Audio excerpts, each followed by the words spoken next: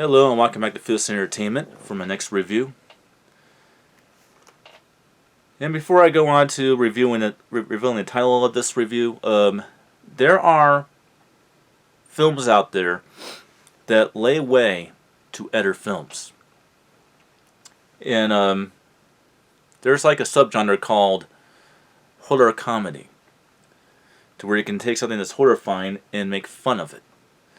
And well, this particular movie, as well as is subsequent sequels, although the first two in this series, in my opinion, were the funny ones. I think that 3 and 4 kind of took things too seriously. I don't know, maybe in 2024 we'll go ahead and get the second one in 4K.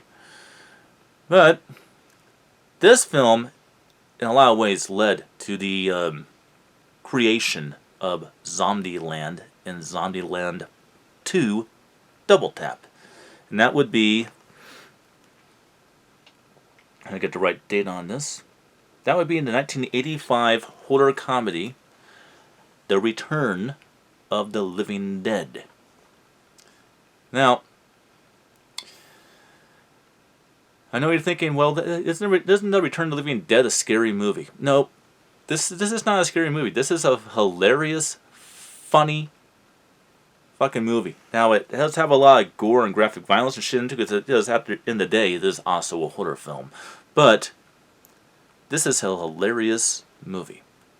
Very, very hilarious. And I love Zombieland and Zombieland 2, but the Zombieland movies have absolutely nothing on this movie. This movie, nothing of that type of film has ever touched this one, especially when it comes to making fun of zombies. I mean, there's so many fun lines in this movie. I mean, like this one, for example. Why do you eat people? Not people, brains. Why? It makes the pain go away. Or, you know, they're going at, and here's one thing about this one that separates this film from all the other ones, is the zombies talk and actually have an intelligence. Like, for example, you have cops coming around, and then obviously the zombies eat the brains of the cops, and then they get on the radio. It's like, send more cops. I mean, this movie is just hilarious. Everything about this movie is just fun and just funny. It's really funny stuff in this movie. Now, it's not for the faint of heart. There's lots of gore stuff in here. I mean, you see him actually eat people's brains and shit. But and the creature effects in this film are pretty good as well. But yeah, the synopsis of Return of the Living Dead is also just as hilarious. And I'll just go ahead and say it the way that I want to do it. Basically, a low-life kid is getting a job out, I guess a warehouse or something, and the warehouse person he is working with him, that's going to train him, shows him this canister, and then says something along these lines. Remember the movie Night of the Living Dead? Well, it really happened. And then he shows him, he tells him a story about how the government had a chemical leak and it turned people into zombies. And then shows him the canisters with the chemicals in it, and a reanimated corpse inside that has degraded over, you know, quite a few years. Yeah, about 25 years, because I believe that it was 1964 or 1963 when Night of the Living Dead came out, something like that. Basically, they put a crack in the canister, and the chemicals get released, and it knocks them both out, and then the corpse comes back to life. And then basically, they're both affected. They're both going to eventually become zombies. And as the chemicals are going all around next to a cemetery that happens to conveniently be located right next to this warehouse, all of the people that have been buried 6 feet under start coming up, and start, affecting everybody else. And then all of a sudden you have a whole freaking town full of zombies. And you have, a bunch of idiots. That's what I call them. Just a bunch of freaking idiots. The warehouse owner, the two people that got infected because he opened up the canister. Don't do that. And then, of course, I was trying to say the word, but can't say the H word of saying it, so I'll just say up to no good miscreants who were friends of the guy that was getting hired on in the warehouse. Basically, they have to fend for themselves against basically the entire town that wants to eat their brains. One of them both of them become zombies. One of them somehow has a humanity and commits suicide. The other one is all addicted to brains and trying to eat his girlfriend. And then eventually the military just blow the town up and everybody in it. And that's how it ends. Now what's funny about that is that the Return of the Living Dead Part 2 is not really a Part 2. It's more like... It kind of does what Evil Dead 2 does. It just is a retelling of the first film. But at least Evil Dead 2 tried to add more story to it. The second film, Return of the Living Dead Part 2, it literally just retells the entire story, page to page. Just changed like one or two things. Doesn't mean you don't want to get it, but you want to be originalist and just get the first one. That's good enough. Quality. Well, I can't tell you about previous Blu-ray releases because I never watched a previous Blu-ray release of this movie. I don't remember watching this movie on TV back in the day. This was the second one. And most of the time I thought the second one was the first one because they're so similar. But quality-wise, I would have to say,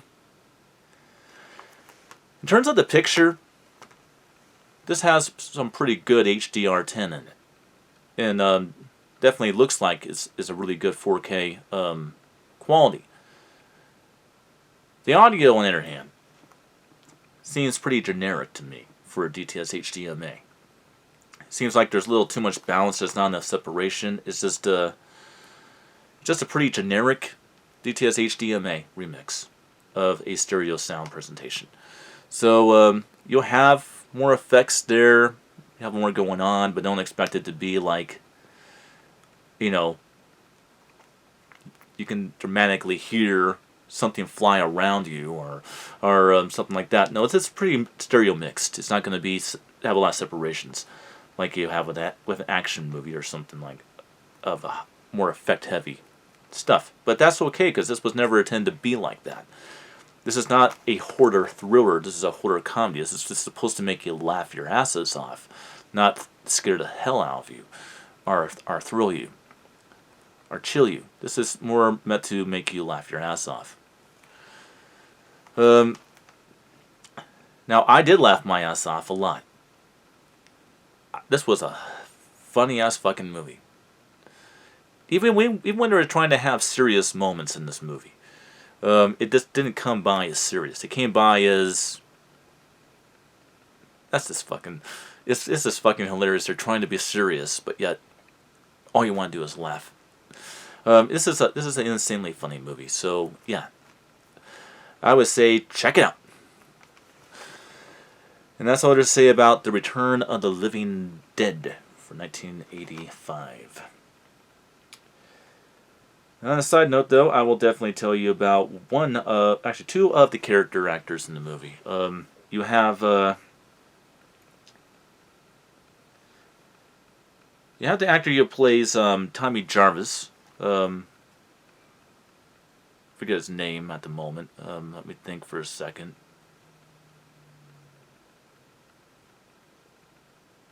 Yeah, having a hard time thinking of his name, but you do have the actor who plays Tommy Jarvis is the idiot new hire. The owner of the warehouse is played by Jesse's father in the second Nightmare on Elm Street movie.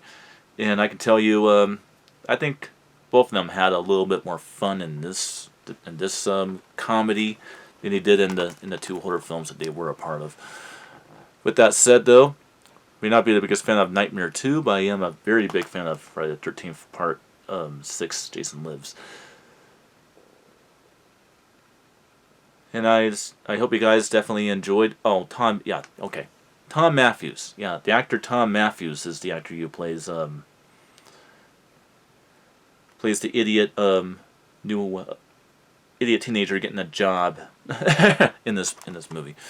Forget the actor's name that was in the Nightmare on Elm Street movie, but yeah, they're both in here. So a little trivia about the actors in there. The punk chick with the punk short haircut in this movie. She happens to be one of the big scream queens. Forget her name, but she happens to be one of the big scream queens of the 1980s. She was in several horror films, most of which I have not seen. But there you go. So that's all the trivia really is about this. But I can tell you right now, if you think this movie is related to Night of the Living Dead in George A. Romero's universe, it is not. So separate this from that. And that's all there's to say. So I'll see you guys next time for the next review. Until then.